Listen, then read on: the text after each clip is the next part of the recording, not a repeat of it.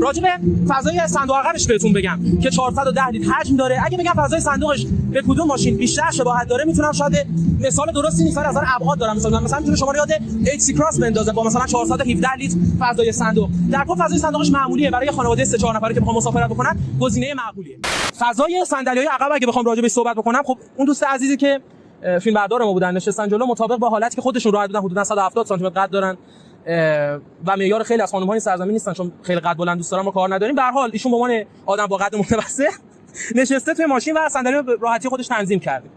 الان برای منی که حدوداً خب من قدم خیلی بلندتره، 8 سانت و 178 سانتی متر حدوداً قد دارم، فضای پا نسبتاً مناسب، هنوز یه مقدار جای پا دارم، فضای سرم هم فضای معقوله، یه مقدار انحنام اینجا اتفاق افتاده برای اینکه برای سر فضای بیشتری داشته باشیم. ولی خب به هر حال در نظر بگیریم این مسئله رو که با یه ماشین کامپکت و کوچیک شهری مواجهیم. حالا درسته خیلی باید بابتش پول بدیم، کاری به ندارم، ولی خب شما طبقاتون رو پایین‌تر بیارین، قد بلندا پاشون رو قطع کنن راحت میتونن عقب بشینن، ولی برای افراد متوسط کاملا جوابگوه.